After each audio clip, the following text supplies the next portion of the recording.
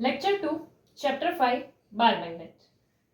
Now अगर हमारे पास ion particles है एंड उसे हम मैग्नेट के आसपास में स्प्रिंकल करते हैं तो हमें कुछ इस टाइप का पैटर्न देखने को मिलता है।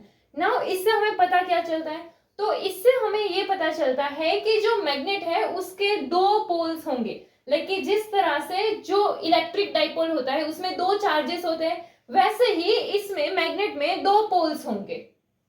एक पोल जो होगा वो होगा नॉर्थ पोल एंड जो दूसरा होगा वो होगा साउथ पोल।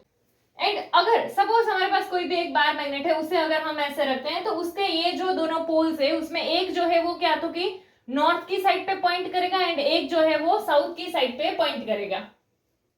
एंड अगर हमारे पास सपोज कोई भी करंट कैरिंग वायर है तो उस करंट कैरिंग वायर के आसपास भी हमें इसी टाइप का पैटर्न जो है वो देखने को मिलता है।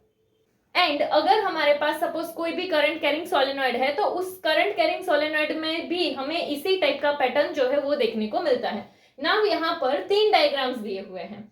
ये जो है ये क्या शो कर रहे हैं, फील्ड लाइन शो कर रहे हैं। जैसे ये मैग्नेट है, ये सोलेनॉइड है एंड ये एक डाइपोल है। नाउ मैग्नेट में अगर हम देखें तो जो फील्ड लाइंस होगी वो इस तरह से होगी कि लाइक जो मैग्नेट है उसमें फील्ड लाइंस ऐसे होंगी, यानी कि वो नॉर्थ की साइड से जाएगी, ऐसे साउथ में आएगी, बट मैग्नेट के इनसाइड वो कहां से कहां मूव करेगी तो साउथ टू नॉर्थ मूव करेगी। तो इस तरह से मैग्नेटिक फील्ड लाइंस होगी। देन अगर हम सोलेनॉइड में देखें तो सोलेनॉइड में भी हमें कुछ उसी टाइप का स्ट्रक्चर देखने को मिलता है। एंड यहाँ पे है डाइपोल। डाइपोल में देखो यहाँ पे पॉजिटिव है, यहाँ पे नेगेटिव है। एंड नेगेटिव के लिए हमने क्या देखा था, इनसाइड वाली डायरेक्शन में, पॉजिटिव वाली के लिए क्या था, आउटसाइड वाली डायरेक्शन में। तो इसीलिए ये जो है वो वैसे फील्ड लाइंस शो कर रहा है। नाउ अगर हम electric field lines and magnetic field lines का डिफरेंस देखें तो यहाँ देखो मैग्नेटिक फील्ड लाइंस जो है ना वो क्या करती है तो कि वो क्लोज लूप बनाती है, but electric field lines close loop नहीं बनाती है, क्योंकि वो जो है अगर पॉजिटिव से शुरू होती है तो वो नेगेटिव पे एंड हो जाएगी। क्योंकि नेगेटिव के लिए क्या था, वो इनसाइड वाला था, यानी नेगेटिव के लिए जो फील्ड लाइंस है वो इनफाइनाइट से आएगी एंड चार्ज पे आके एंड हो जाती है। जबकि पॉजिटिव के लिए क्या था तो कि वो चार्ज से शुरू होगी एंड इनफाइनाइट तक जाती है। तो इसीलिए यहाँ पर जो है वो electric field lines close loop नहीं बनाती है। Characteristics of magnetic field lines. Magnetic field lines जो होती है वो कंटिन्यूअस क्लोज लूप बनाती है। नाउ सी, हम लोगों ने जो है एक तो इलेक्ट्रिक डाइपोल वाला देखा था, उसमें क्या था, एक पॉजिटिव चार्ज था एंड एक नेगेटिव चार्ज था। तो उसमें ऐसे पॉजिटिव से फील्ड लाइंस जो है वो स्टार्ट होती थी एंड नेगेटिव पे एंड होती थी, इस टाइप से बनता था। यानी कि ये फिर से नेगेटिव से पॉजिटिव नहीं जाती थी, ये क्लोज लूप नहीं बनाती थी।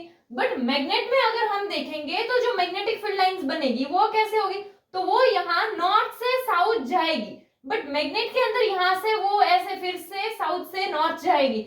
यानी कि मैग्नेट के लिए अगर हम देखें फील्ड लाइन का डायरेक्शन तो क्या होगा, north to south, but inside magnet क्या होगा, साउथ टू नॉर्थ। तो यहाँ पे देखो ये ऐसे एक क्लोज लूप बन गया, यानी कि मैग्नेटिक फील्ड लाइंस जो है वो एक कंटिन्यूअस क्लोज लूप बनाती है, जो कि हमारी इलेक्ट्रिक फील्ड लाइंस जो है वो नहीं बनाती है।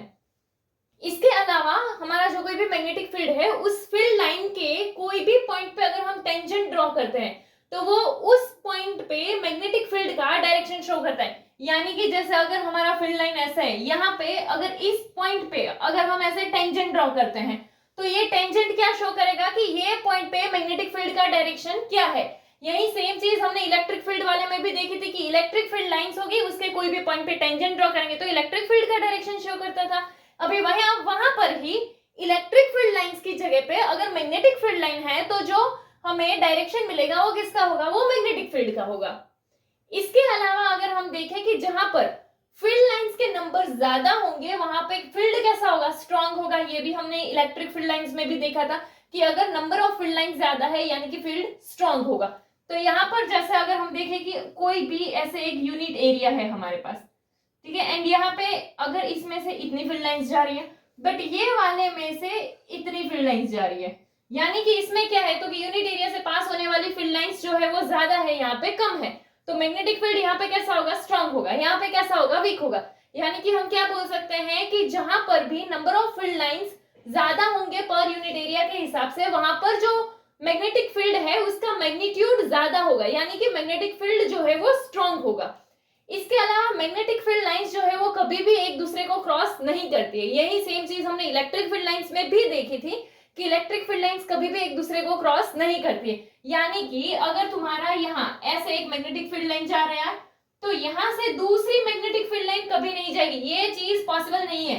उसका रीजन क्या है, तो कि इन केस ऐसा हो गया तो क्या होगा, तो देखो ये वाला जो फील्ड लाइन है, अगर इसके इस पॉइंट पे हम टेंजेंट ड्रॉ करें तो वो क्या यहाँ पे मैग्नेटिक फील्ड का डायरेक्शन शो कर रहा है, बट अगर यहाँ पर उसको क्रॉस करके ऐसे दूसरी मैग्नेटिक फील्ड लाइन आ गई तो क्या होगा, तो कि उसके इस पॉइंट पे अगर हम डायरेक्शन शो करेंगे तो वो यहाँ पे आएगा टेंजेंट के हिसाब से।